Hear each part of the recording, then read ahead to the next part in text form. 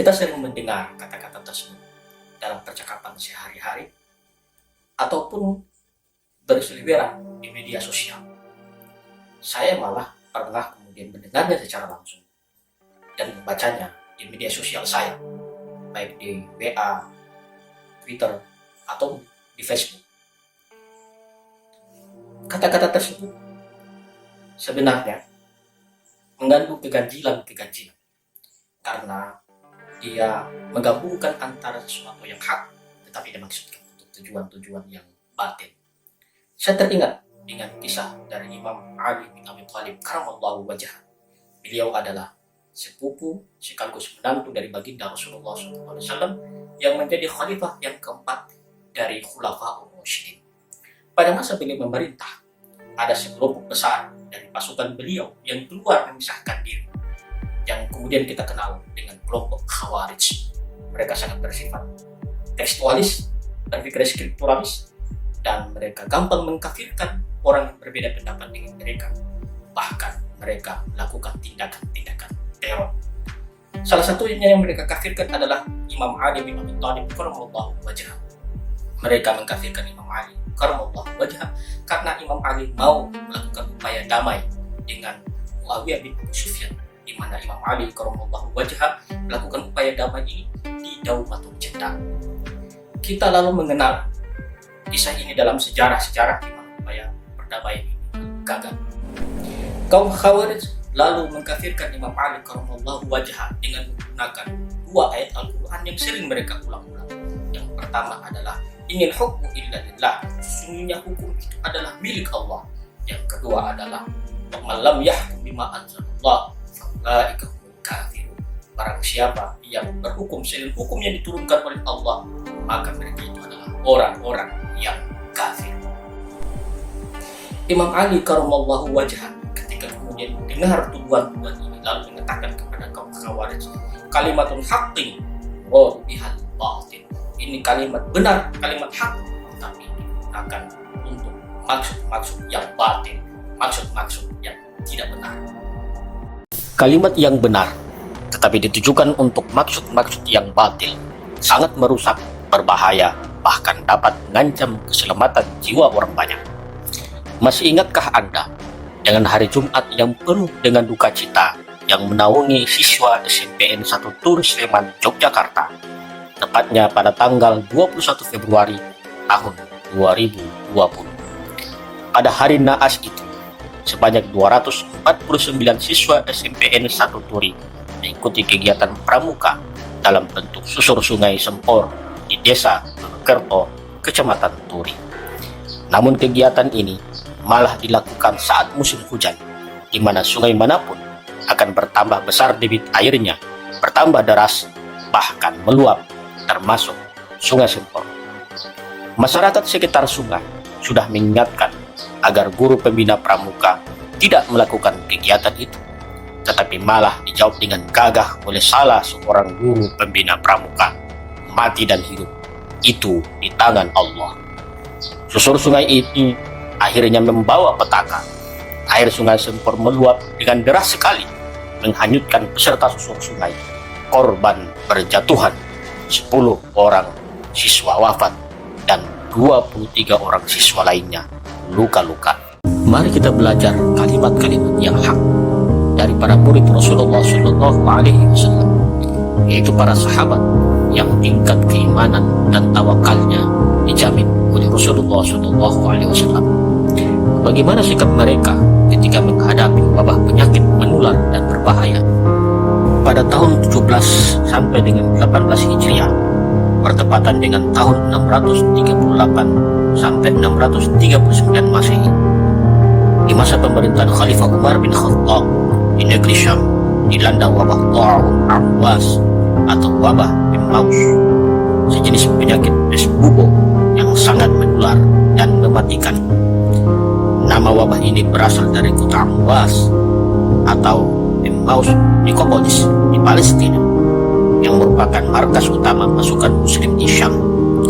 Wabah ini menyebabkan meninggalnya 25.000 prajurit Muslim maupun keluarganya, termasuk panglima-panglima utama, yaitu Abu Ubaidah bin Al-Jarrah, Mu'adz bin Jabal, Yazid bin Abi Sufyan, Syurahbil bin Hasanah, Suhail bin Amr, Abu Jandal bin Suhail, Al-Fadl bin Al-Abbas, Al-Harith bin Hisham, dan tokoh-tokoh Islam lainnya. Diriwayatkan oleh Imam Bukhari dan Imam Muslim bahwa Abdullah bin Abbas radhiyallahu anhu menceritakan bahwa suatu ketika Khalifah Umar bin Khattab radhiyallahu anhu bersama rombongan para sahabat lainnya melakukan perjalanan ke negeri Syam atau sekarang di Syria.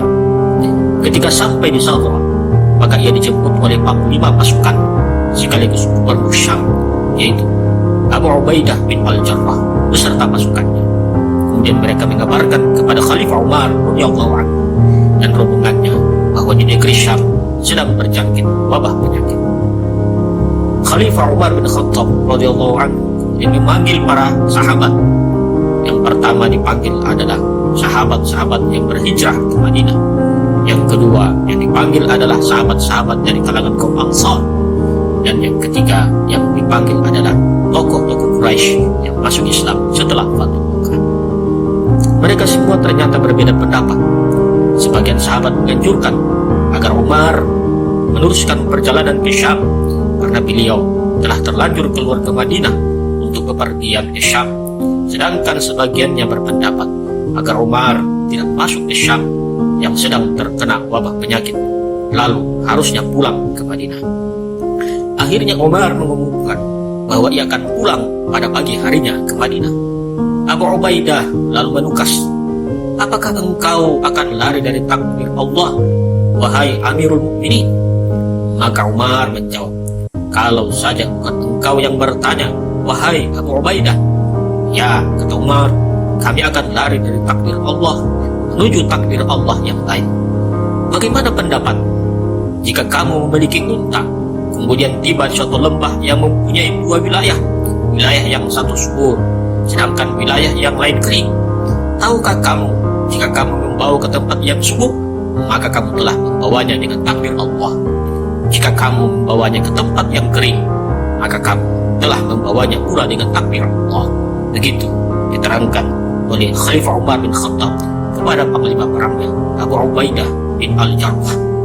Kemudian datanglah seorang sahabat senior, yaitu Abdurrahman bin Auf radhiyallahu anhu, yang tidak mengikuti musyawarah karena datang terlambat. Lalu ia menyampaikan sabda Rasulullah sallallahu alaihi wasallam, "Idza sami'tum bihi bi ardin fala taqdamu alaihi, idza waqa'a bi ardin wa antum biha fala takhruju firaran min." Jika kamu mendengar suatu negeri terjangkit wabah, maka janganlah kalian menuju ke sana. Namun jika wabah itu menjangkiti suatu negeri dan kamu ada di dalamnya, maka janganlah kamu keluar dan lari darinya. Mendengar hadis tersebut, Khalifah Umar bin Khattab radhiyallahu anhu lalu memuji Allah Subhanahu wa taala, kemudian berangkat pergi. Memang hidup dan mati di tangan Allah. Sehat dan sakit itu di tangan Allah. Miskin dan kaya di tangan Allah. Semuanya berjalan dengan takdir-takdirnya. Inilah yang disebut dengan rukun iman, qada dan qadar. Di mana kita mempercayai segala sesuatu yang ditakdirkan ditentukan oleh Allah kadar-kadarnya dan akan terjadi kepada diri kita. Tetapi bukan berarti dengan kita mempercayai takdir ini lalu kita hanya berleha-leha saja, kita lalu membiarkan segala sesuatu terjadi kepada diri kita. Allah Subhanahu wa Ta'ala mengingatkan dalam Quran surah Al-Baqarah ayat 195, wala tulqu bi aydikum ila tahlukah, janganlah kamu menjatuhkan dirimu dalam kebinasaan. Rasulullah SAW mengingatkan dalam hadis yang dinyatakan hasan oleh para ulama, dan hadis ini diriwayatkan oleh Imam Ibnu Majah, Imam Malik, dan Imam Al-Hakim, di mana beliau menegaskan la dharara wala dirar, janganlah kamu membahayakan dirimu dan jangan pula kamu membahayakan orang lain. Konsep-konsep mudarat itu, di mana membahayakan diri kita dan membahayakan orang lain, merupakan perintah Allah dan Rasulnya yang wajib kita jalankan. Penyakit yang dapat membahayakan diri kita ataupun dapat menularkan kepada orang lain, itu juga adalah bagian dari mudarat. Lalu bagaimana cara kita menghindari itu? Allah menegaskan dalam Quran surah An-Nahl ayat 43, fas'alu ahla dzikri in kuntum la ta'lamun. Maka bertanyalah kamu kepada orang-orang yang mengetahui jika kamu tidak mengetahui. Dalam dunia kesehatan maupun dalam ilmu-ilmu masalah penyakit, siapakah orang yang paling mengetahui? Tentu yang paling mengetahui adalah para dokter, para medis, dan ahli-ahli kesehatan. Mereka lah orang yang selama ini berkecimpung dalam dunia kesehatan. Mereka memiliki otoritas ilmu yang kita bergantung kepada mereka tentang pengetahuan ilmu kesehatan dan masalah penyakit. Dalam menerangkan masalah wabah penyakit, para ulama tidak hanya menjelaskan bahwa penyakit menular itu dikarenakan takdir Allah Subhanahu wa Ta'ala, tetapi juga menjadikan penjelasan kalangan ahli medis dan kesehatan pada masanya sebagai rujukan. Kita bisa menemukan hal tersebut dalam kitab-kitab yang ditulis oleh para ulama. Misalnya, Imam Al-Hafiz Ibnu Hajar Al-Asqalani, seorang ulama ahli hadis dan ahli fikih, dalam kitab Badlul Ma'un fi Fadlit Ta'un. Ibnu Al-Wardi, ulama ahli sejarah dan geografi, dalam kitab Risalatun Naba' Anil Waba. Imam Taqiyuddin As-Subki, ulama ahli tafsir, hadis dan fikih, dalam kitab Juz'un Minat Ta'un. Imam Taqiyuddin Zakaria Al-Ansari, ulama ahli fikih, dalam kitab Tuhfatur Raghibin.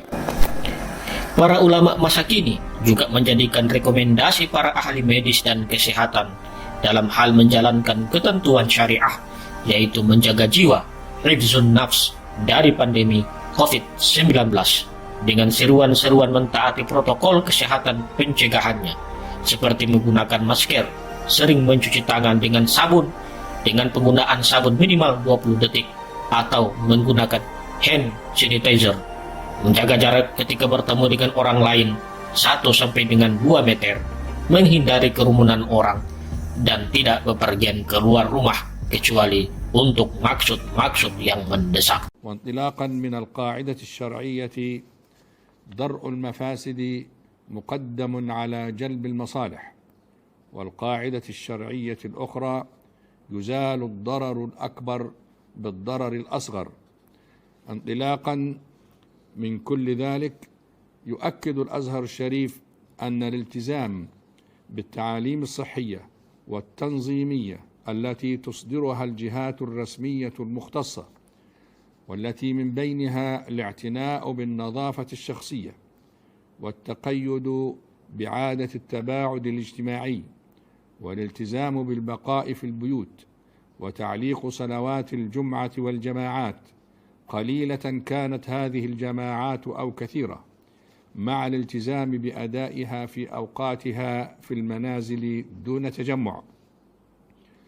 كل هذه التعاليم وغيرها سواء في مصر أو في أي دولة أخرى تقام فيها الصلاة، كل ذلك ضرورات شرعية يجب امتثالها والتقيد بها، ويأثم تاركها، ومن يخرج عليها يخرج على قوله تعالى: ولا تلقوا بأيديكم إلى التهلكة.